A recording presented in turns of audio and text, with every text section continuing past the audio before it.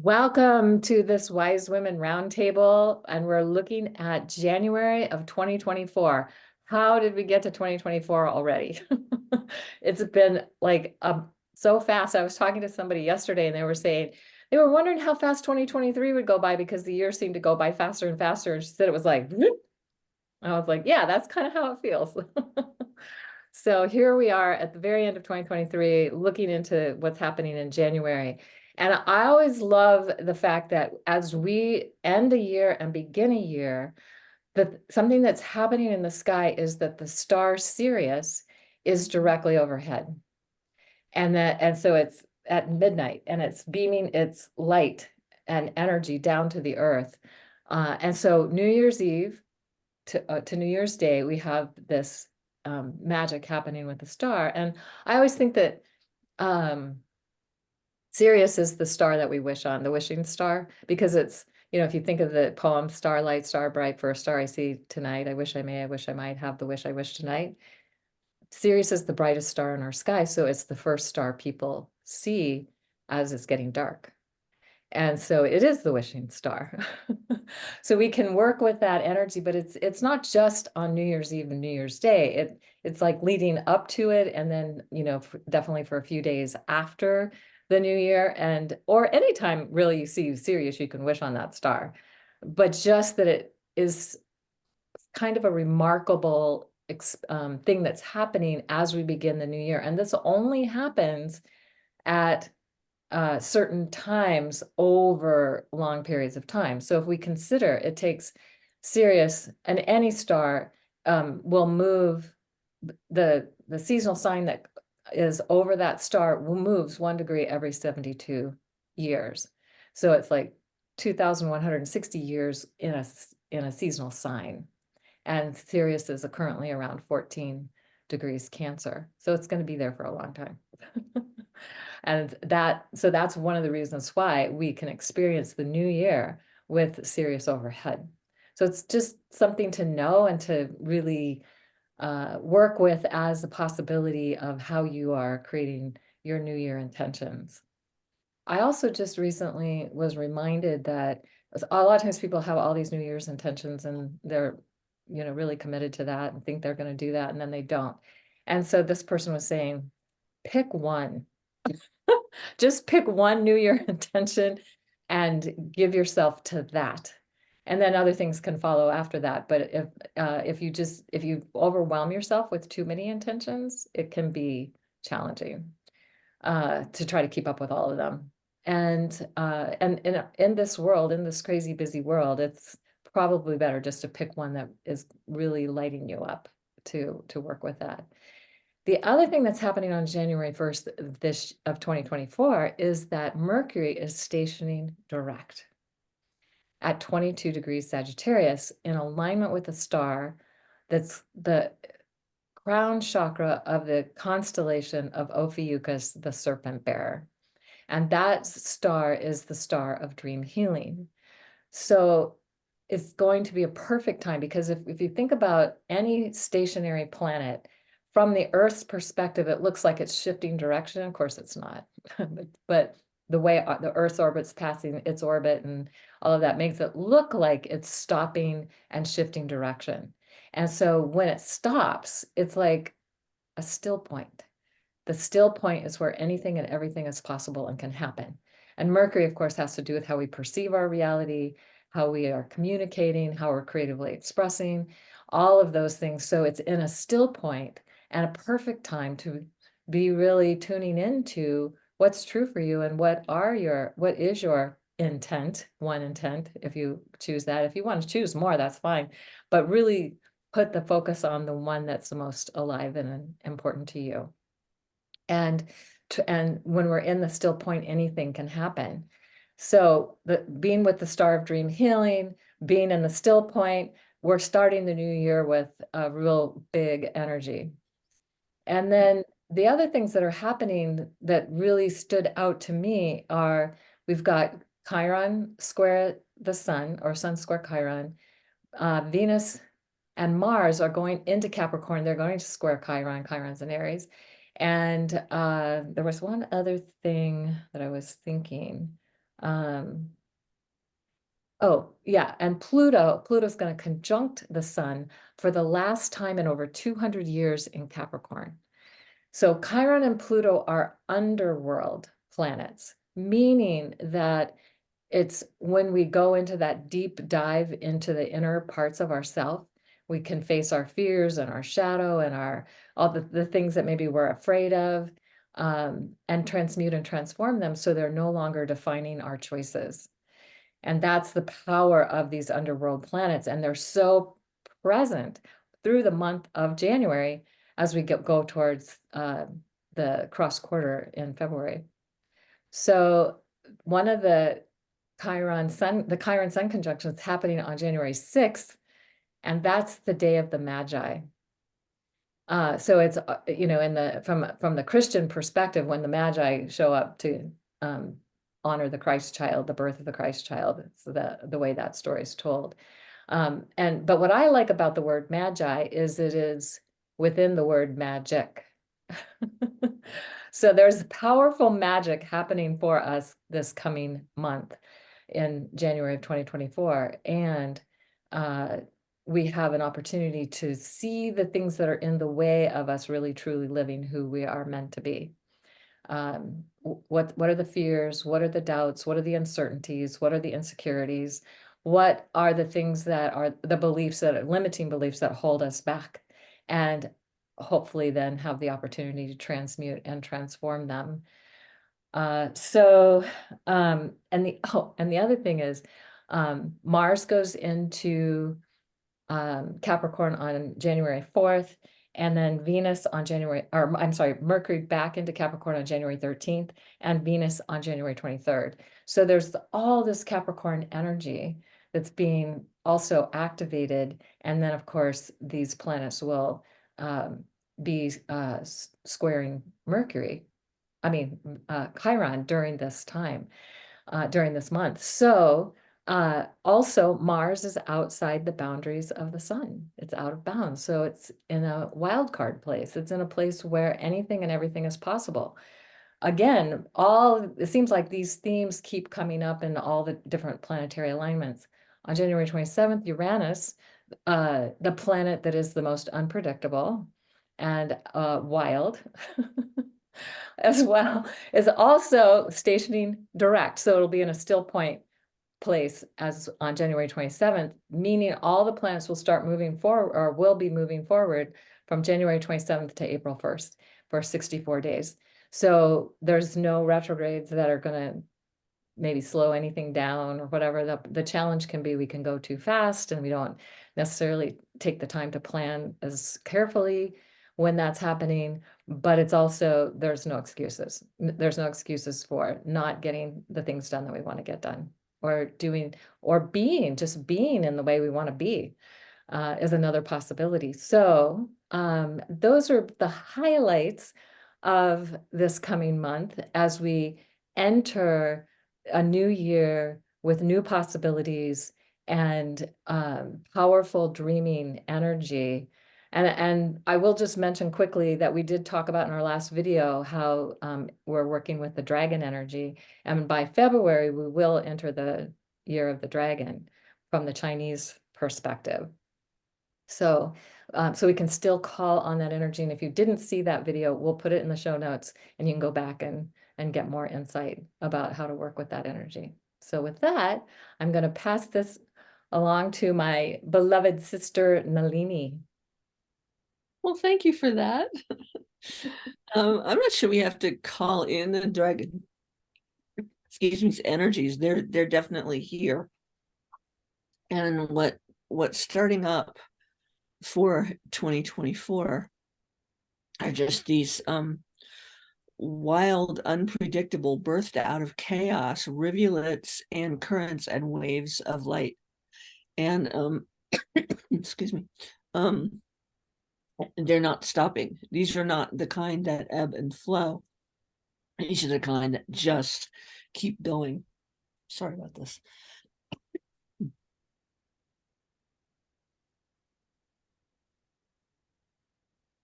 And so one of the images that I got for this time, because we've just been through a very powerful solstice that basically blew away. I mean, part of all the Capricornian energy is just blowing away structure and anything that will no longer serve, that will not support us, that will not just simply work in the new energies. It's not a good or bad kind of thing. It's just, this won't work anymore. So it's being dissolved. And so there are a lot of parts of us that are currently in free fall. And some of us really like that. And others of us, or other parts of us, it's very disconcerting. You know, there's the little voices inside saying, where do I ground? Where do I ground? Well, on your light, on the stellar heart of Gaia, on your own essence. But that's not what we were taught. And there's so much with that dissolution, and then with the full moon, with this drawing in of all of the infusions that happened through 2023 of new light, higher frequencies, higher vibration, starting to draw that into this new platform. I mean, Gaia has a new operating system. And whenever that happens, you know, on your computer, if you upgrade, there are always changes. There are always, oh, they changed this, they made this different. How do I use this? Well, we're in that on the planet right now. And so we are literally learning how to walk a new way.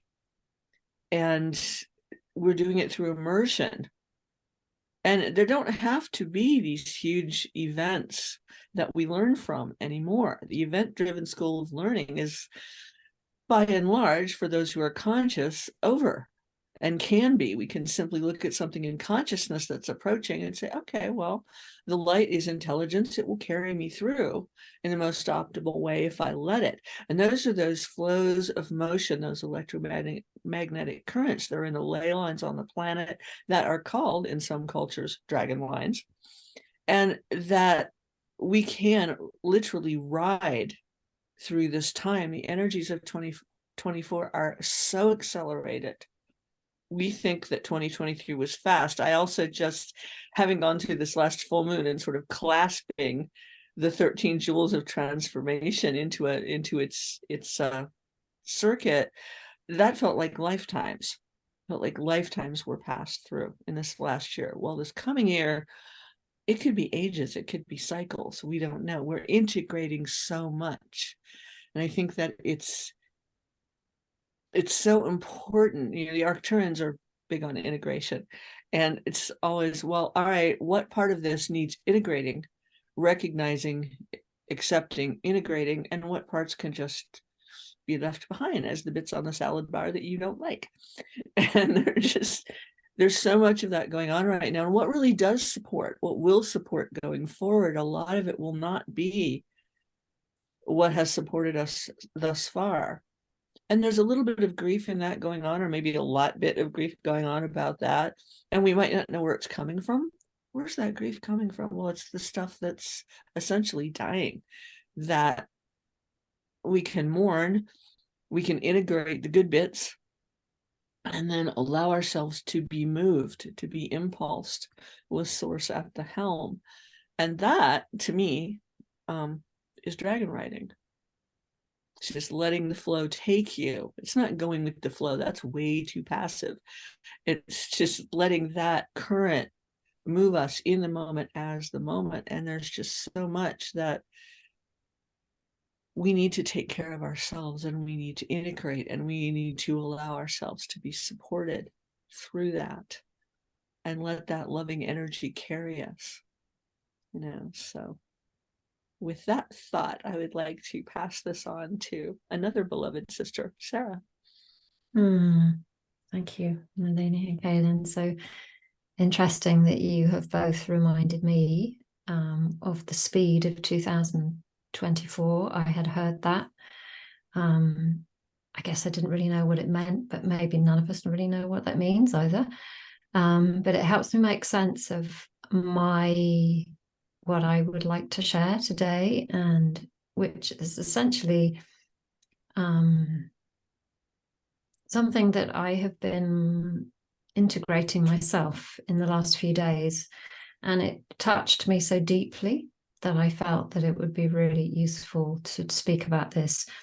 So Kaylin, you spoke about the new moon and the new year intentions and all the collective going into that. And of course, we're going to get drawn maybe a little bit, maybe not so much, but there's a part of us that kind of gets a little bit pulled into it. Just because it's how we've always, the operating manual of the past was that.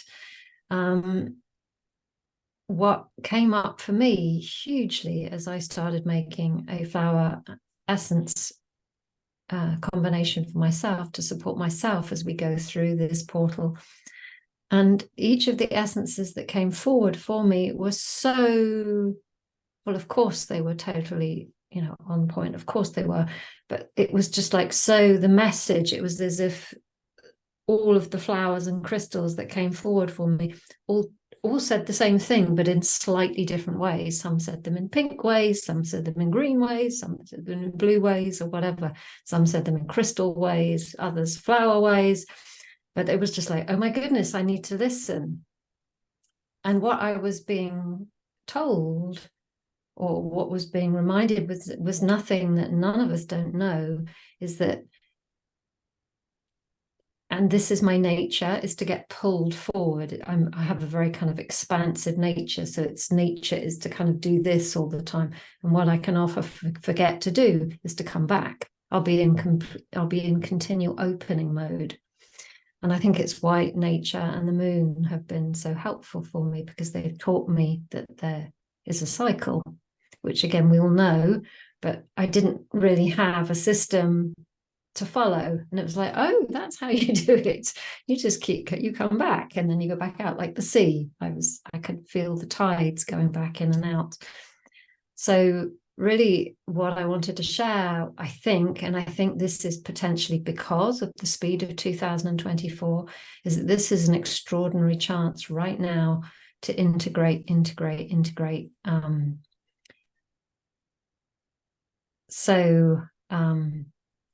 So often we rush into the new without having closed the old. So, and nature, and particularly essences, because it's what I know about, but nature in all her forms, when we listen to her, helps us to return back to the start before we go back out again. So I've got a couple of nature beings. The first one, the light that I've got in front of me here, is maybe distracting a little bit. This is a malachite. Beautiful malachite stones, one of my favorite stones.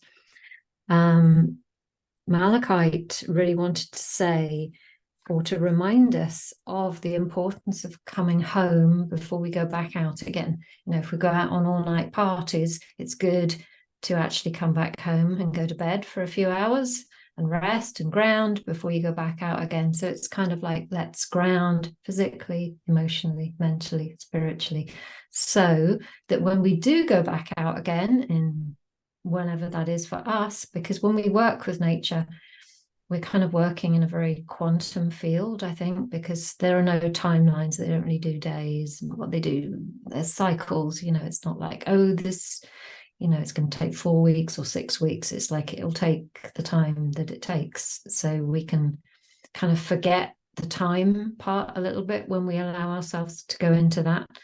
But it's a real reminder to come back home, to ground, integrate, process first, so that when we do start growing again, we're growing from a place of coherence and order rather than chaos, which is kind of my default. I mean, I'm kind of making it sound like completely chaotic in my world. It used to be, but hopefully you can understand what I'm saying, is that the more that we can come home and rest and process and integrate, and as you were saying, I think, Nalini, let go, be discerning, let the things drop away that we don't need. It can be really helpful. The other nature being that wanted to come forward is a very different being. This is an Australian flower. I don't know if it grows in other parts of the world. I'm sure it does, but this is Dog Rose of the Wild Forces. So it's got quite a dramatic name. I know it as part of the Australian bush essences. You can't really see that there, but you can find out more information about it online. Beautiful magenta and green, the two modalities, the two colors of the heart. So Dog Rose of the Wild Forces was made. So I'm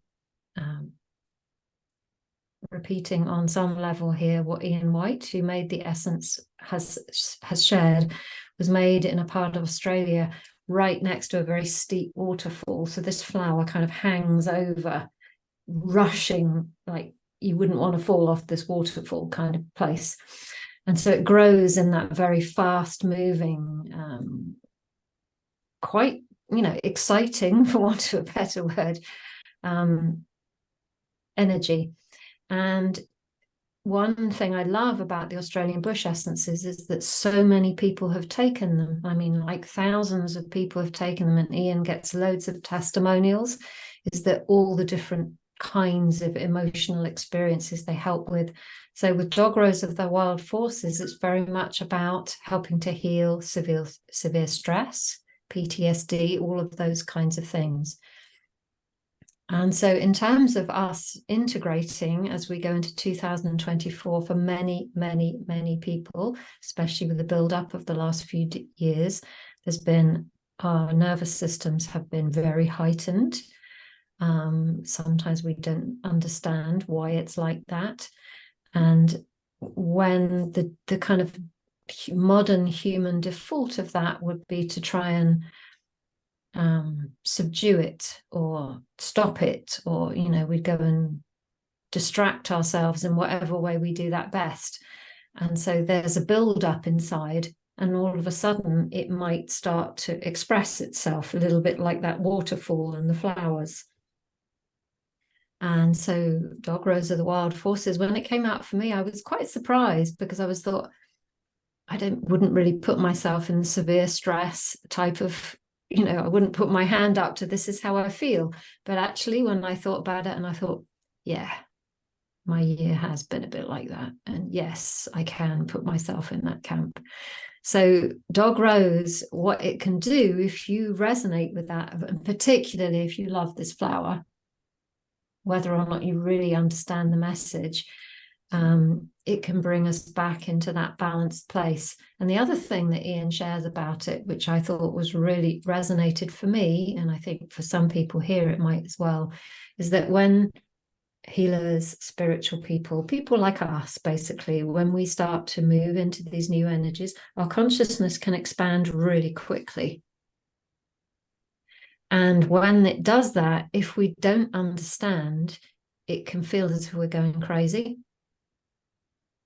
And Ian has had loads of, another Ian Kalin, and has had loads and loads of testimonials from people who aren't necessarily in severe stress or PTSD, but who have been learning and expanding in the more spiritual realms.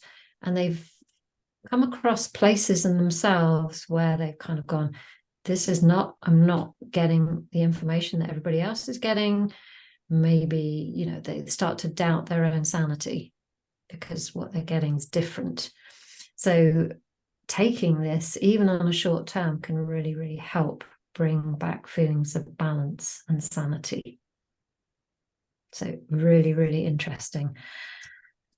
So I hope those have been helpful to people listening, and just a reminder to use this time to ground, integrate, and process. Or maybe continually do that as 2024 starts to roll out, just a reminder to build in those times of how can I come back home. So on that note, to Elizabeth. Thank you, Elizabeth, for sharing your wisdom. Thank you, Sarah. I love what you were talking about, the integration piece. And as you were speaking, I could kind of tap in right now to the cellular body and watching the way that our bodies integrate physically. And with all the new information that's coming through, because we're in such a new place in space. And just like Nalini's saying, these eddies and flows that are not going to stop, but rather continue on their speed and refinement towards more 0 points where like solstice, where we go in and kind of go into a black hole reset of structure to get to the heart of formlessness. And then the body has to try to make sure that she can integrate that. And of course, I think as modern people, we tend to do that with our mind first. And when we are not mentally understanding what we're integrating, then we tend to beat ourselves up. And I want to acknowledge that perhaps the very ancient and better way of integrating and learning and getting that cellular integration so that your mind can catch up later is doing it from the heart space. And so in the past couple of days, there's been some interesting new information about the heart. And first off, the heart is a single muscle that is actually wrapped in a vortex spiral. Mm-hmm. And then, of course, we have the idea that we've been sharing all these years that the heart is a pump for our blood. And we find out now that it's not. The heart is a vortex machine that's being run by structured water, which is a fourth state of water in your body. And so you naturally integrate all positive and negative aspects of our reality, not positive and negative in like good and evil terms, because when you drop all those structures about what you think is going on, what the relationships are, you'll eventually drop your idea of good and evil too, and get down to the heart of the matter, which is positive and negative energetics, or being able to have an experience, go in, and then go to the still point, the 0 point, what Nalini was saying, grounding in that essence, grounding in the I am, your existence, grounding in that, and then coming back out and then playing it out in a perceptive based way now, which is so wonderful. What a beautiful change for us to be able to work in. But then, of course, the body has to make it work. And we're learning how to walk. All of us are on the edge. No one knows where we are in this place. We've never been here before. This galaxy's never been in this place in space before. And we are coming into something, we're on the edge of it, that is so new and so unique. It's very exciting, but our bodies also have never been there before. The earth has to have a new operating system to be able to even continue to move through space and time in this place that we're in. So being able to let the heart do that work for you, because the heart is the seat of your I am presence. It's the seat of your integration. She's the one who can feel and perceive all of the different eddying and not have any judgment about it, not have any expectations or attachments to outcome, because we really don't know what's going to happen. So how could you be attached to it? But then, of course, I think the key is resistance.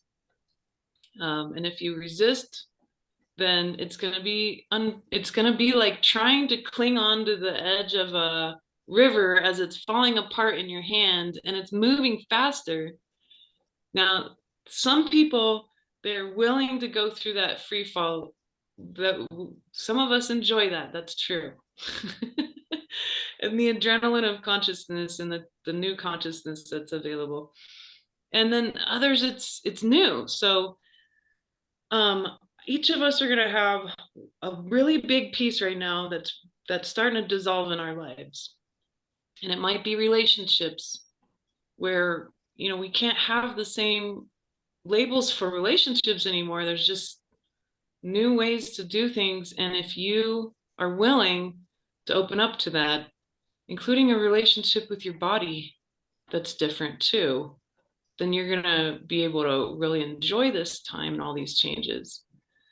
And I'm of the camp that life is too short not to have some fun with all the new consciousness. It also reveals shadow. And I'm so glad that the underworld gets to be revealed.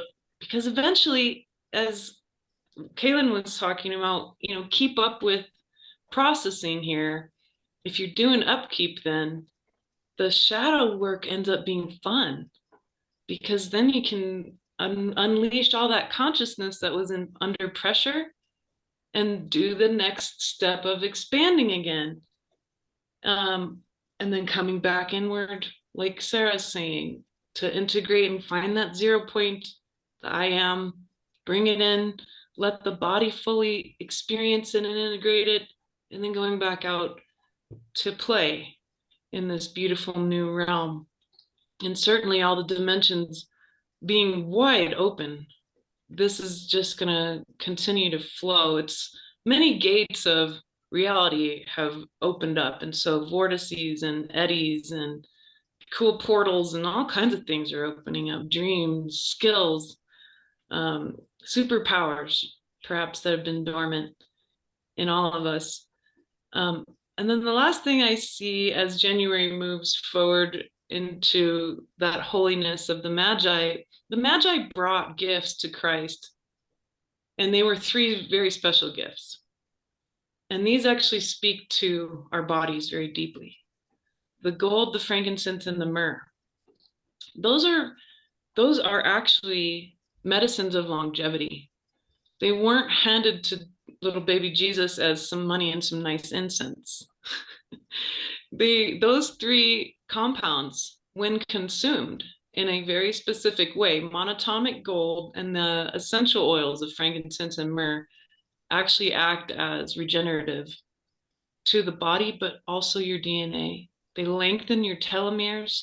They're powerful painkillers. They're really special gifts of longevity. And I think that they're also gifts of integration. And so we might consider looking at that more closely for ourselves, if that resonates with you. That's what was coming up about the Magi and the magic of how the human body works in integration with all the material around it. And certainly the human body having a special relationship with gold, because it turns out that your body makes monatomic gold and it uses it. So the heart space is literally creating and making monatomic gold, and it's moving through your body. You are a crystalline creature as much as you are a liquid one.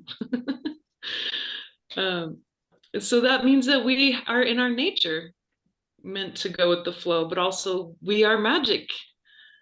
And that's I think the heart of the matter coming into this time of the dragon, which for some people it's kind of scary because dragons are really intense, and this is a very interesting 8-year numerology, which is karma. What goes around comes around. But it's also the vortices of the heart, the double vortex of the field, and as above, so below is really one of the themes too that I see for our year coming up. So I hope that all of this is useful and helpful to you. And thank you again, ladies, for our special time together as usual. Awesome. Oh my gosh, that's all. You're all so brilliant. I love you. And I know this is going to be helpful for everyone. And we will have information in the show notes, so be sure to check that out. And we'll look forward to connecting with you as we move into 2024 and beyond. So bye, everybody. Bye-bye.